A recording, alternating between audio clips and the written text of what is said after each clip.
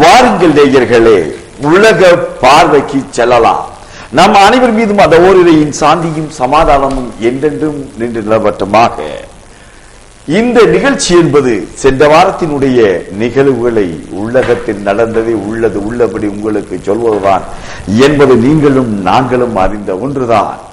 இதனுடைய முக்கிய செய்திகளாக பிலிப்பைன்ஸை பீதிக்குள்ளாயிருக்கும் ஹெகு பிட் புயல் 5 லட்சம் பேர் வெளியேற்றம். மரண தண்டனை கைதிகளுக்கு உறுப்புகளை தானம் செய்யும் முறையை கைவிட சீனா அதிரடியாக முடிவு செய்திருக்கிறது. அமெரிக்க புதிய பாதுகாப்பு அமைச்சர் ஒபாமா அறிவிப்பு. அமெரிக்காவில் மீண்டும் ஒரு கருப்பினத்தவர் சுட்டுக் கொலை, மக்கள் போராட்டம். எகிப்தில் காவல் நிலையத்தை தாக்கியதாக 13 போலீசாரை கொண்ட வழக்கு 188 பேருக்கு தூக்கு தண்டனை. இலங்கையில் விடுதலை புலிகள் வசம் இருந்த நகைகள் உரியவர்களிடம் ஒப்படைப்பு. மலேசிய எதிர்க்கட்சி தலைவரின் டத்தோஸ்ரீ பட்டம் பறிப்பு. அணு ஆயுத பரவல் தடையை கைவிடும் ஐநா வரைவு தீர்மானத்தை எதிர்த்து வாக்களித்தது இந்தியா. மார்ச் 17 இஸ்ரேலில் மீண்டும் தேர்தல். அமெரிக்க அதிபர் தேர்தல், ஜெப் புஷ் போட்டியிடுவாரா? விரைவில் அறிவிப்பு. எகிப்தில் சர்வதிகாரம் திரும்பாது என்று சொல்வது அதிபர் அல் சிசி. என் பெயரை வைக்காதீங்க, பொதுமக்களுக்கு எச்சரிக்கும் ஜனாதிபதி. தலைவிரித்தாடும் வேலையின்மை தவிக்கும் மக்கள் எங்கே? தானாக நகரும் பாறைகள், வீதியில் உறையும் மக்கள். பல்வேறு செய்திகள் உங்களுக்கு காத்திருக்கிறது. செய்திகளுக்கு செல்வதற்கு முன்பு எப்போது போல இந்த நிகழ்ச்சியை விமர்சனம் செய்வதற்கு விமர்சகர்களை நாங்கள் அழைத்துக் கொண்டிருக்கிறோம். அப்படிப்பட்ட விமர்சகரில் ஒருவராக இப்போது நம்ம மத்தியிலே அன்சாரி வந்திருக்கிறார். நேதாஜி நகரை சார்ந்தவர், தொடர்ந்து இந்த நிகழ்ச்சியை பார்க்கக்கூடியவர், தொடர்ந்து வருகின்ற நிகழ்ச்சியினுடைய சாராம்சங்களை, நல்லதை கெட்டதை உள்ளது உள்ளபடி இப்போது நம் மத்தியிலே அவர் சொல்வார். அன்சாரி, சொல்லுங்க. அஸ்ஸலாமு அலைக்கும். வலைக்கும் கடந்த 10 வருட காலமாக தொடர்ந்து இந்த நிகழ்ச்சியை நான் பார்த்து கொண்டு வருகிறேன்.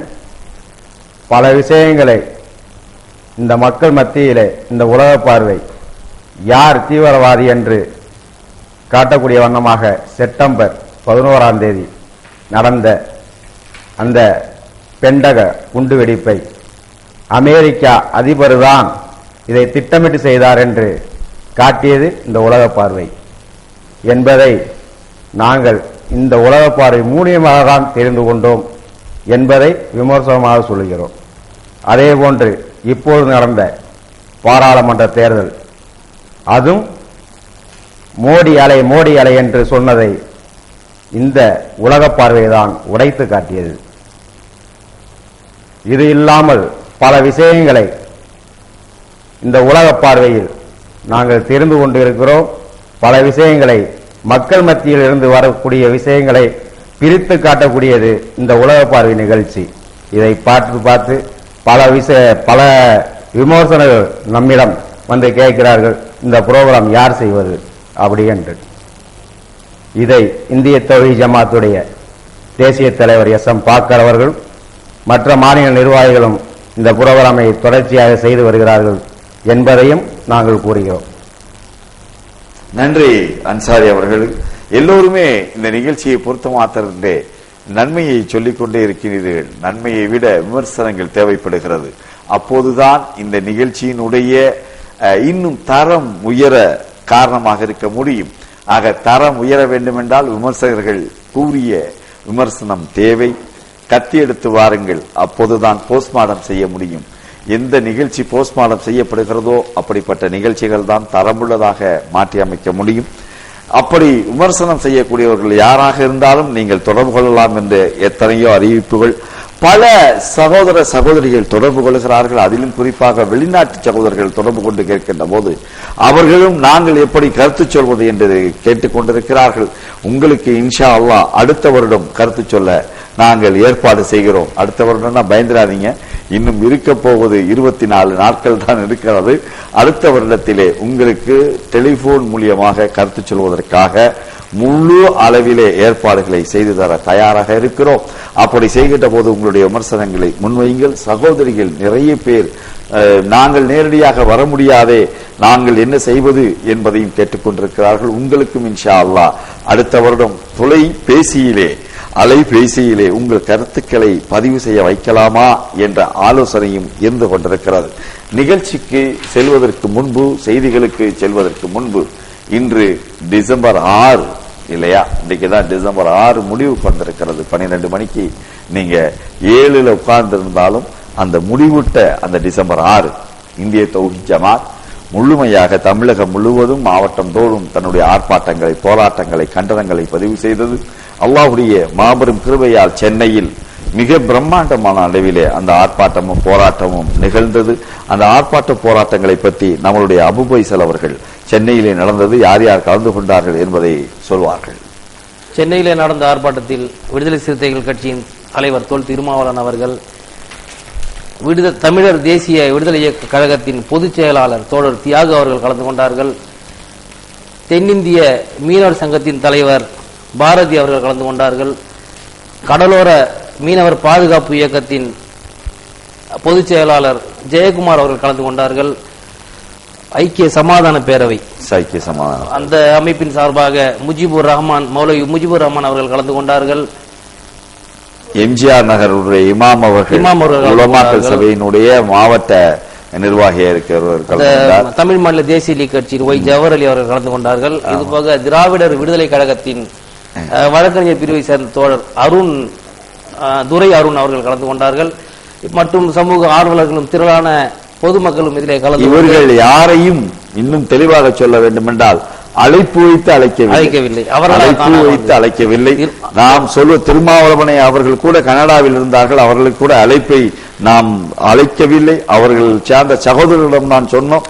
ஆனாலும் குறித்த நேரத்திலே வந்து சென்னைக்கு வந்து விமானத்தில் இறங்கி சில மணி நேரங்களில் வந்து நேரடியாக அழைக்காமலே இதில் வந்து நான் பங்கேற்பேன், நான் உரிமையோடு பங்கேற்பேன் என்று அங்கு அவர் அறிவித்தது கூட வந்து அந்த போராட்டத்திற்கான. அதே போல தோழர் தியாக அவர்கள் மக்களே வருவதற்கு முன்பு குறித்த நேரத்தில் குறித்ததை செய்யக்கூடிய தோழர் தியாக அவர்கள் கலந்து கொண்டு அற்புதமான ஒரு கண்டன உரையை ஆற்றினார்கள். இப்படி எல்லா சகோதரர்களுமே அதிலே கலந்து கொண்டு தங்களுடைய உரைகளை நிகழ்த்தினார்கள். சென்னையை பொறுத்த மாத்திரத்திலே ஒரு பிரம்மாண்டம். அதே நேரத்தில் தொலைக்காட்சிகள் இருந்த அத்தனை பத்திரிகை சகோதரர்களும் கலந்து இந்த நிகழ்ச்சியை மக்கள் மத்தியிலே கொண்டு போய் சேர்ப்பித்திருக்கிறார்கள். சென்னையை சுற்றி பல்லாவரத்திலே பிரம்மாண்டமான அளவிலே கண்டன ஆர்ப்பாட்டம். சகோதரர் மொய்தீன் அவர்களும் ஜாக்கிர் அவர்களும் கலந்து கொண்டார்கள்.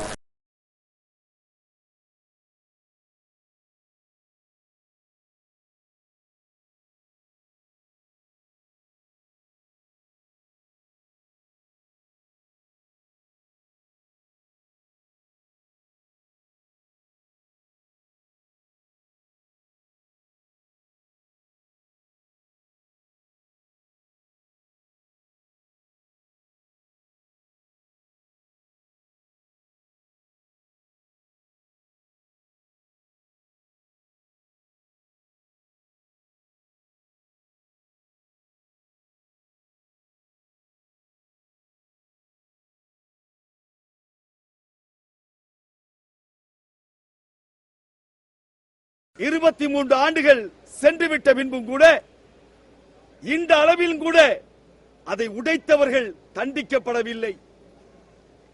இன்னும் தெளிவாக சொல்ல வேண்டும் என்றால் அவர்கள் ஆட்சி அதிகாரத்திலே அமர்ந்திருக்கிறார்கள். அடுத்த கோரிக்கையாக அந்த பாபரி பள்ளிவாசலுடைய இடத்தை யாரும் கட்டித்தர தேவையில்லை, நீங்கள் எங்களிடம் ஒப்படைத்து விடுங்கள். 25 கோடி முஸ்லிம்கள் வாழ்ந்து கொண்டிருக்கிறோம் இந்தியாவிலே. நாங்கள் ஒவ்வொரு ரூபாய் போட்டால் கூட 25 கோடியிலே பிரம்மாண்டமான ஒரு பள்ளிவாசலை எழுப்பியது. அதே போல ஆவடியிலே மாலையில் நடந்த அந்த கண்டன ஆர்ப்பாட்டத்திலே திரளான மக்கள் கலந்து கொண்டு தங்களுடைய கண்டனங்களை பதிவு செய்தார்கள். பெரிய குளத்திலே சகோதரர் சித்திக் அவர்கள் கலந்து கொண்டு பிரம்மாண்டமான அளவிலே அந்த ஆர்ப்பாட்டம் நடந்து முடிந்திருக்கிறது. அதே போல் ராமநாதபுரத்திலும் காரைக்குடியிலே காலையிலும் ராமநாதபுரத்தில் மாலையிலும் செல்வம் அவர்கள் கலந்து கொண்டு சிறப்பித்திருக்கிறார்கள். அந்த கண்டன ஆர்ப்பாட்டம் மிக தெளிவாக பதிவு செய்யப்பட்டிருக்கிறது. அதே போல் தூத்துக்குடி ஆழ்வார் திருநகரில் காலையிலும் நெல்லை அம்பாசமுத்திரத்திலே மாலையிலும் நடந்த அந்த கண்டன ஆர்ப்பாட்டத்திலே நம்முடைய பொதுச் செயலாளர் சையத் இக்பால் அவர்களும் தக்வா மொய்தீன் அவர்களும் கலந்து கொண்டு கண்டன உரை ஆற்றியிருக்கிறார்கள். அதேபோல் மதுரையிலே நம்முடைய மாநில பேச்சாளர் ஒருவராக இருக்கின்ற கானத்தூர் யூசுப் அவர்கள் கலந்து கொண்டு கண்டன உரை கைதாகி விடுதலை. ஆமா, கோவையை பொறுத்த மாத்திரத்திலே அப்துல் காதர் மன்ஃபை அவர்கள் மாலையிலே கைது, காலையிலே மிகப்பெரிய அளவிலே திருப்பூரிலே கண்டன ஆர்ப்பாட்டம் என்று மன்ஃபை அவர்கள் கைதாகி விடுதலை செய்யப்பட்டிருக்கிறார்கள். இதே போல சிராஜ் அவர்கள் ஆம்பூரிலே கலந்து கொண்டு கண்டன உரை ஆற்றியிருக்கிறார்கள். இப்படி பல்வேறு, அதே போல இஸ்மாயில் அவர்கள் சேலத்திலே கண்டன உரை ஆற்றியிருக்கிறார்கள். இப்படி முழுமையாக, அதாவது தமிழகத்திலே அங்கெங்கும் இல்லாமல் எல்லா இடங்களிலுமே கண்டனங்களை பதிவு செய்தது மாத்திரமல்லாமல் நாகூரிலே கண்டன ஆர்ப்பாட்டம் நிகழ்த்தப்பட்டிருக்கிறது. மாநில பேச்சாளர் அவர்கள் கலந்து கொண்டு அங்கே பேசியிருக்கிறார்கள். இப்படி எல்லாமே இது எல்லாம் நிகழ்ந்திருக்கிறதே, எப்படி இதெல்லாம் பார்க்க முடியுமா என்ற கேள்வி உங்கள் மத்தியிலே எழும்பலாம். இன்ஷா அல்லாஹ் தினமும் 5 நிமிடங்கள், அதாவது திங்கட்கிழமையிலிருந்து 5 நிமிடங்கள் இந்த அனைத்து மாவட்டங்களுடைய நடந்த ஆர்ப்பாட்டங்களும் போராட்டங்களும் உங்களுக்கு நேரடியாக ஒளிபரப்பு செய்யப்படும் என்பதையும் இந்த நிகழ்ச்சியிலே தெரியப்படுத்திக் கொண்டு, உரிய வகையில இந்த கண்டனங்களை, அந்த அநியாயத்துக்கு எதிரான இந்த கண்டனங்களை பதிவு செய்த அனைத்து ஊடகங்களும் சரியான முறையில் பதிவு செய்திருந்தன. அந்த ஊடகங்கள் நமது நன்றியையும் இந்த நேரத்தில் கண்டிப்பாக நன்றி செலுத்தப்பட வேண்டிய நேரம் இது என்பதையும் தெரியப்படுத்திக் கொள்கிறோம். ஏனென்றால் எல்லா ஊடகங்களுமே இதை படம் பிடித்து காட்டியிருந்தார்கள். நன்றி என்பதையோடு இன்று எப்போதும் போல நாட்டை உலுக்கக்கூடிய பிரச்சனைகள், உலகத்தை உலுக்கக்கூடிய பிரச்சனைகள் இருந்து கொண்டிருக்கும். இன்றைக்கு அப்படிப்பட்ட ஒரு பிரச்சனையில் ஒன்றாக ஒரு புயல் உருவெடுத்துக் கொண்டிருக்கிறது. அந்த புயல் ஆட்டி படைத்துக் கொண்டிருக்கிறது என்றுதான் சொல்லலாம். பிலிப்பைன்ஸை பொறுத்த மாத்திரத்திலே வருடத்தில் 20 புயல்கள் தாக்கிக் கொண்டிருக்கிறது. 1-2 புயல் அல்ல, ஒரு புயல் அடித்தாலே நம்மளால் தாங்க முடியாது. அதிலும் சென்னையை நோக்கி வருகின்ற புயல் நல்லவேளை சென்னைக்கு மழையை கொடுத்து விட்டு பக்கத்திலே ஆந்திராவிலே போய் விசாகப்பட்டினத்தை காலி செய்து விட்டு சென்றுவிடும். ஆனால் எப்போதும் சென்னை தப்பித்து விடும். ஆனால் இந்த தடவை புயல் வந்தும் கூட சென்னையிலே அதிக அளவு இங்கெல்லாம் தண்ணீர் கிடைக்க வேண்டுமோ, குடிநீர் கிடைக்க வேண்டுமோ, அந்த ஏரிகள் நிரம்பவில்லை என்ற கவலை கூட இருக்கிறது. இன்னும் ஒரு புயலை இறைவா தா, அந்த புயலை எங்களை தாக்கிவிட செய்து விடாதே, எங்களுக்கு நீரை தா என்று கேட்கின்ற அளவில் தான் இருக்கிறது.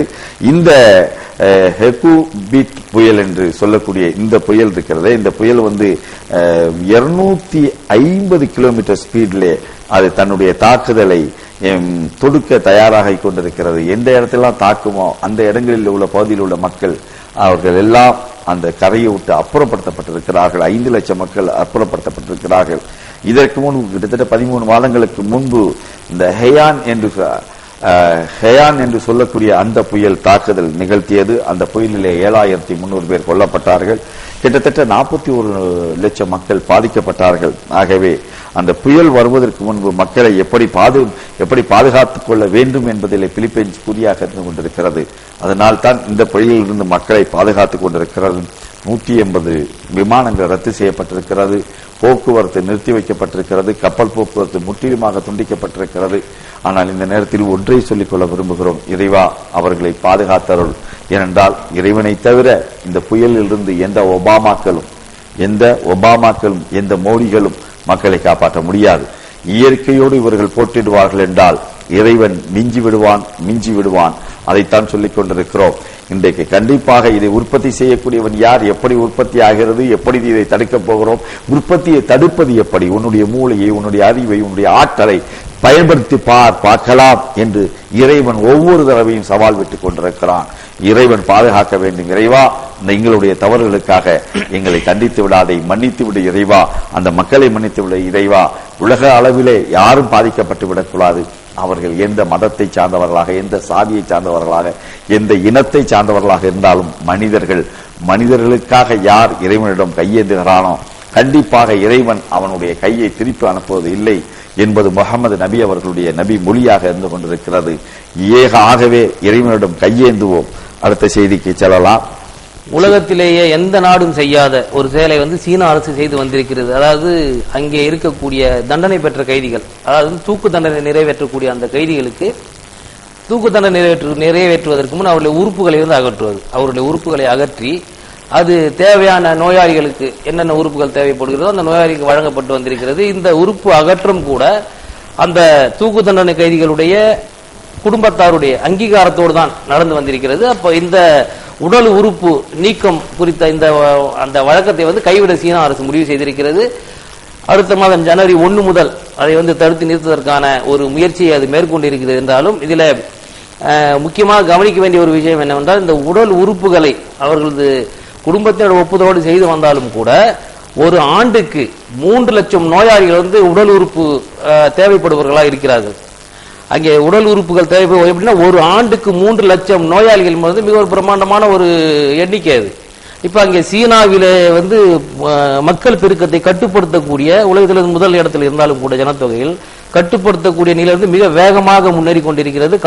கடந்த ஆண்டை விட இந்த ஆண்டைய புள்ளிவிவரங்களை பார்த்தீர்கள் பெருமளவிலான அந்த கட்டுப்பாடு அந்த வெற்றி அடைந்திருக்கிறது.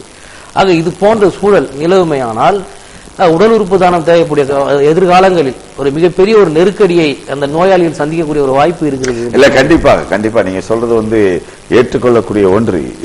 இது தடுத்துக்கிட்டே வாரீங்கப்பா, தடுத்துக்கிட்டே வந்துட்டீங்கன்னா உடல் உறுப்பு தானங்கள் பண்ணுவது எப்படி என்ற நிலை வருகின்ற போது யாற்றிருந்து எடுப்பீங்க? இப்பவே உங்களுடைய நிலை என்ன? சீனாவினுடைய நிலை எதுவாக இருக்கிறது? எல்லாரும் 60 வயசுக்கு மேல இருக்காங்க. 60 வயசுக்கு மேல இளைஞர்கள் என்னடா ஆயிடுச்சு, கம்மியாயிட்டே வர்றானா? ஏன் கம்மியாயிட்டு வர்றான்? உற்பத்தி கிடையாது. ஏண்டா மற்றதெல்லாம் உற்பத்தி பண்றீங்க, தொழிற்சாலை உற்பத்தி பண்றீங்க, உங்களுடைய பொருளாதாரத்தை சீர்படுத்திக் கொள்வதற்கு பாக்கிறீங்க. யாருக்காக பொருளாதாரம்? எதற்காக பொருளாதாரம்? ஒபாமா அவங்களை பார்த்து பயப்படுறாரு. எதுக்கு பயப்படுறாரு? த ஹியூமன் ரிசோர்சஸ், மனித வளம் உங்களிடம் இருக்கிறது என்ற பயம் தானே அவர்களுக்கு இருக்கிறது. முதல்லாம் பாத்தீங்க கிட்டத்தட்ட 140 கோடியை தாண்டி சென்று கொண்டு இருக்கிறது. நாமே 125 தாண்டிக்கிட்டு இருக்கிறோம். ஆனால் தாண்டி கொண்டு இருந்தால் கூட இந்த மனித வளம் தான் இன்றைக்கு மற்றவர்களை வியக்க செய்து கொண்டிருக்கிறது. இவர்களுடைய உழைப்புத்தான் இந்தியாவை உயர்த்தி கொண்டிருக்கிறது, சீனாவை உயர்த்தி கொண்டிருக்கிறது. சீனாவினுடைய மனித வளம் தான் இன்றைக்கு அமெரிக்காவை பயமுறுத்தி கொண்டிருக்கிறது, ரஷ்யாவை பயமுறுத்தி கொண்டிருக்கிறது. ஆகவே இந்த மனித வளத்தை அழித்து விட்டீர்கள் என்றால், இந்த மனித வளத்தை இல்லாமலாக்கி விட்டீர்கள் என்றால், அதை குறைத்து விட்டீர்கள் என்றால், நாளைக்கு எதுவும் செய்ய முடியாத நிலை ஏற்பட்டுவிடும். தள்ளாதவர்கள் தான், மூத்தவர்கள் தான் உங்கள் மத்தியில் இருப்பார்களே தவிர மற்றவர்கள் இருக்க மாட்டார்கள். இப்போது உடல் உறுப்பில் மாத்திரமல்ல, இந்த கர்ப்பத்தடையினால் ஏற்படுகின்ற கட்டமைப்பே குலையும். கர்ப்பத்தடையினால் ஏற்படுகின்ற பிரச்சனைகள் எத்தனை இருக்கிறது. எத்தனை இப்ப அண்ணன் தம்பிங்கிற உறவே இல்லாம போயிடும். ஒரு வீட்டுல ஒத்தான் இருப்பான், ஒத்தந்தான். ஒரு பிள்ளை வந்துட்டா மற்ற பிள்ளை பிறக்கூடாது. ஏன்னா நாமே பிள்ளைகள், நமக்கேன் குழந்தைகள் இனிமே சொல்ல ஆரம்பிச்சிருவானுங்க. ஆனா நம்ம என்ன கேட்கிறோம்? ஒரு பிள்ளை பிறந்திருக்குன்னு வைங்க, அவனுக்கு அண்ணனையும் தெரியாது, தம்பியும் தெரியாது, அக்காவையும் தெரியாது, தங்கச்சியும் தெரியாது. உறவுகள் முறை என்பதே அற்று போய்விடும். உறவற்ற ஒரு சமுதாயம் உருவாகும். பெண்ணற்ற ஒரு சமுதாயம் கூட உருவாகும். ஏன்னா திடீர்னு ஆம்பளை பிள்ளை மட்டும் தான் வேணும்னு சொல்லிட்டு பொம்பளை பிள்ளைகள்லாம் இப்ப கழிச்சிட்டு இருக்கான். அப்படி கழிச்சு கொண்டு இருந்தால் பொம்பளை பிள்ளைகளே இல்லை அப்படிங்கிற லெவல் ஆம்பளை பிள்ளைகளை கொண்டு வந்தாலும் பிரச்சனை. பெண்கு மக்கள் யார் இருக்கிறாங்களோ அதை மட்டும் ஏற்கனவே இவ்வளவு பேர் பெத்து போட்டு இவ்வளவு பேர் இருந்தேன் கூட கற்பழிக்கிறாங்க. அது முக்கியமாக பொருளாக்கிட்டான். சொல்ல வேண்டிய ஒரு விஷயம் அதுல என்ன இருக்குன்னா, சமூக கொடுமைகளை பொறுத்தவரை பெண்களுக்கு எதிரான பாலியல் குற்றங்கள் மிக அதிகரித்து வருகிறது. பாலியல் குற்றங்களுக்கு பல்வேறு காரணங்கள் சொல்லப்படுகிறது. ஆணாதிக்க சிந்தனை இருக்கிறது, பெண்களுடைய ஆடை கலாச்சாரம் இருக்கிறது. இப்படி பல காரணங்கள் சொல்லப்பட்டாலும் மிக முக்கியமான காரணம் நீங்க சொன்ன விஷயத்திலிருந்து வருது. ஒரு உடன்பிறப்புகள் இல்லாமல் தனியாக பிறக்கும் ஒருவன், அவன் ஒரு தங்கை, அக்கா, மாமி, அந்த அது போன்ற பெண்களுடைய அந்த வடிவங்களை, அவங்களுடைய ஸ்பரிசங்களை, அவருடைய அரவணைப்புகள் இல்லாமல் வளரும் போது அன்பு, பாசம், நேசம் அற்ற ஒரு இரும்புத்தனமான இயந்திரத்தனமான ஒரு மனிதன் உருவாக்கப்படுகிறான். அவன் ஒரு பெண்ணை பார்க்கும் போது ஒரு போக பொருளாதான் பார்ப்பான். அது பெண்கள் மீதான பாலியல் வல்லுறவு நிறுத்துவதற்கு அவனுடைய உள்ளம் அதற்கு சேர்ந்தே வளருகிறது என்ற கருத்தையும் இங்கே சொல்ல. கண்டிப்பா சீனா எவ்வளவோ பெரிய கட்டமைப்பு என்பார்கள், கூட்டமைப்பு என்பார்கள். பார்த்தீர்களா, சீனாவை போன்று உண்டா என்பார்கள், இரும்பு திரை என்பார்கள். ஆனா இரும்பு திரையில உள்ளுக்குள்ள போயிட்டு மனுஷன் செத்தலிடக்கூடாது. மனிதன் வாழ்வதற்காகத்தான் இறைவன் சொல்லுகிறான், இந்த பூமியை படைத்ததாக சொல்லுகிறான். இந்த பூமியை நமக்காக படைக்கப்பட்டிருக்குது. இவன் எங்கடா போய் பார்த்துக்கிட்டு இருக்கிறான்? செவ்வாயில போய் வாழலாமா, சந்திரன்ல போய் வாழலாமா, அங்க போய் வாழலாமா, இங்க போய் வாழலாம்? டே, வாழ்றதுக்குன்னே படைக்கப்பட்ட இந்த பூமியை பாதுகாத்துருங்களா பாவிகளா. நீங்கள் விடுகின்ற, நீங்கள் செய்கின்ற அநியாயங்கள், அக்கிரமங்களால் தாண்டா இந்த பூமி பந்து உருண்டு கொண்டிருக்கிறது. அநியாயங்கள், அக்கிரமங்கள் கூடிக்கொண்டிருக்கிறது. அதனால் தான் ஓசன்ல ஓட்ட விழுது. அங்க பாத்தீங்கன்னா ஒரு பக்கம் எதுவும் உருவாத மலை என்று சொல்லப்பட்ட அண்டார்டிகாவெல்லாம் உருகிட்டு இருக்குது, ஆர்டிகா உருகிட்டு இருக்குது. இப்ப என்னடா, இப்ப கூட பாத்தீங்கன்னா ஒரு ஏரியா ஏரியாவில் அமெரிக்காவில் ஒரு ஏரியாவில் பாறை தானா உருண்டு போகுதான், அப்படியே உருண்டு போகுதான். ஏன்னா உருண்டு போகுது, எதுக்குடா உருண்டு போகுது, பேய் தான் விட்டுலாம் இப்ப சொல்லிட்டு இருந்தாங்க. 1948 இருந்து ஆரம்பிக்கிற பஞ்சாயத்து அது. அந்த பஞ்சாயத்தை ஆய்வு செய்து ஜிபிஎஸ் வச்சு அது வச்சு ஆய்வு செய்து மட்டையை உடைச்சு அப்புறம் வெளியில இப்ப சொல்றானுங்க, கீழே நதிகள் இருக்கிறது, அது பூமியினுடைய வெப்பத்தின் காரணமாக பூமிக்கு அடியில ஓடுதுல, அடியில நதி இருக்குங்க, அடியில தண்ணீர் நீரோட்டங்கள் இருக்கின்ற காரணத்தினால் தான் நமக்கு பூமியை நீ ஓட்டு நீ நீரை வெளியில எடுக்க முடியுது. பூமியில் இருக்கின்ற நீர் இருக்கின்ற காரணத்தினால் தான் பாலைவனங்கள் வாழ்ந்து கொண்டிருக்கிறது என்பதை அறிந்து கொள்ள வேண்டும். அப்படிப்பட்ட நீரோடைகள் கீழே இருக்கு இல்லையா, அது உருகி பனியாக இருக்கின்ற நிலையில சூரியனுடைய ஒளி வெப்பத்தினுடைய காரணமாக உள்ளுக்குள்ள பூமிக்குள்ள உள்ள பனி ஓடுதான், அதெல்லாம் உருகி ஓடுதான், ஆறா ஓடுதான். அதுல இந்த பாறையும் சேர்த்து மேல உள்ள பாறையை தள்ளிட்டு போதான். வேற ஒரு காரணம் இல்ல, பேயும் இல்ல, பிசாசும் இல்ல, ஜின்னும் இல்ல, சூனியமும் இல்ல, செய்வனையும் இல்ல. சூனியம் செய்வனையும் எல்லாம் செய்து அமெரிக்காவில் எவனாவது போய் வச்சுட்டானா அப்படின்னு தெரியல. அந்த பயில 13 பார்த்தா பயப்படுவானுங்க. நம்பர் 13 பேப்பர் ஆளுக்கு இவனுங்க தான் உலகத்திலேயே நாங்கள் தான் தலை சிறந்த அற்புதமான அறிவு கொண்டவர்கள் சொல்லுவாங்க. இப்ப சீனாவுக்கு அர்த்தம் சொல்ல வேண்டியது இருக்கு. இயற்கையோடு போய் போட்டி போடாத. மனுஷன் எதற்காக படைக்கப்பட்டானோ அந்த வேலையை விடு. அவன் மிக தெளிவாக சொல்கிறான், எதற்காக? ஆணையும் பெண்மையும் படைத்திருப்பதே இளைப்பாறுதலுக்காக. ஆணையும் பெண்ணும் எப்படிப்பட்டவர்கள் என்றால் ஒருவர் இன்னொருவருக்கு ஆடையாக, ஆணும் பெண்ணின் மூலியமாகத்தான். ஒரு ஆணிலிருந்து ஒரு பெண்ணும் அந்த இருவரும் இணைந்ததுதான் ஒட்டுமொத்த இந்த பிரபஞ்சமும் இந்த உலகமும் என்று இறைவன் சொல்லி காமித்துக் கொண்டிருக்கிறான். இறை நெறிக்கு இயற்கைக்கு வேறுபட்டு சிந்திக்கின்ற போதுதான் நீ இயற்கையோடு போராடுகின்றாய், போர் தொடுக்கின்ற போதுதான் பிரச்சனைகள் வளர்க்கிறது. அந்த இறைவனோடு போர் தொடுக்கின்றவன் யாரும் என்றதாக சரித்திரம் இல்லை. இந்த பூமி பந்தை பாதுகாப்போம், இந்த பூமியை பாதுகாப்போம், இதை தூய்மையாக வைத்துக் கொள்வோம். இதுல எந்திரத்தை வைத்து மனிதனையும் எந்திரமாக ஆக்கிவிடாதீர்கள். எந்திரத்தனமான மனிதர்கள் இன்றைக்கு உருவாகிவிட்டார்கள். பாசம் என்பது, நேசம் என்பது எல்லாம் அழிந்து போய்விட்டது. இந்த உலகத்தில் அழிந்து போய்விட்டது. அதனால்தான் தீவிரவாதமும் பயங்கரவாதமும் ஒவ்வொரு நாடுகளிலும் தலையெடுத்துக் கொண்டிருக்கிறது. காரணம் என்ன? அவன் உறவற்றவனாக மாறிவிட்டான், பாசமற்றவனாக மாறிவிட்டான், நேசமற்றவனாக மாறிவிட்டான். பிறரிடம் எப்படி அன்பு செலுத்துவது என்று அவனுக்கு தெரியவில்லை. அந்த தெரியாததற்கு காரணம் என்ன? அத்தனைக்கும் காரணம் உறவற்ற நிலை. அந்த நிலையைத்தான் இன்றைக்கு சீனாவிலும் உற்பத்தி செய்து கொண்டிருக்கிறாய். ஏதோ கைதிகளுடைய புடுங்கி நீ வைக்கிறியே, அட பாவிகளா, அந்த கைதிகள் என்ன செய்தார்கள்? அட ஒண்ணு அவனை கொல்றதுக்கு, நீ கொல்றதுக்கு முன்னாடி அவன் உறுப்பை எல்லாம் முதல்ல மெதுமெதுவா கொள்ளுங்கிறது அவர்களை சித்திரவதைக்கு சமம் இல்லையா இது? அதை உண்மையிலேயே விடுதலை செய்து கூட நீங்க செய்து வரலாம், அது வேறு. ஆனால் இப்போது இந்த முயற்சியை செய்திருக்கக்கூடிய சீன அரசுக்கு நான் சொல்வது, திறந்து விடு, மனித உறவுகளை திறந்து விடுங்கள். அதன் மூலியமாக பல்கி பெருகட்டும் இந்த சமுதாயம். அதாவது அழகான பழமொழி ஒன்று தமிழ்ல சொல்லுவாங்க, மரம் வச்சவன் தண்ணி ஊத்துவான், மரம் வச்சவன் கண்டிப்பா தண்ணி ஊத்துவான். ஏண்டா நீங்களா சாப்பாடு போடுறீங்க? உடனே நம்மளுக்கு சொல்லுவான், தேரைக்குள் கல்லுக்குள் இருக்கின்ற தேரைக்கும் உணவளிப்பவன் யார் அப்படின்னு கேட்பாங்க. அந்த உணவு எங்கிருந்து வருகிறது? பறவை காலையில எழுந்து கூட்டை விட்டு செல்கின்றதே பறவை. அதற்கு யாருப்பா கொண்டு போய் உணவு வைக்கிறீங்க? அது வயிறு முட்டை சாயங்காலம் திரும்பி வருகிறதே, எப்படி வருகிறது? யார் உணவளிப்பது? யார்? நீங்களா? அதை காடுகளிலே வாழ்ந்து கொண்டிருக்கக்கூடிய மிருகங்கள் இருக்கிறதே, எந்த மிருகத்துக்கு போய் மிருக காட்சி சாலையில வெட்டி மாடையெல்லாம் வெட்டி திங்க கொடுக்குறீங்க? அப்படி யாரா அங்க போய் திங்க கொடுக்குறீங்க அப்படி கேட்க வேண்டாமா? ஆகவே பிறப்பை உற்பத்தி செய்தவன் அவன். இந்த உலகம் என்பது மனிதர்கள் வாழ்வதற்காக படைக்கப்பட்டிருக்கிறது. இந்த உலகத்தை மனிதர்கள் அனைத்து பேரும் இதனை சாதி மதங்களாக பிரித்து ஒவ்வொரு மனிதனையும் கொண்டு செல்கின்ற இரத்தங்களை சிந்தி இந்த பூமியை அழுக்காக துடிக்கின்ற அத்தனை பேரையும் எச்சரிக்கிறோம்.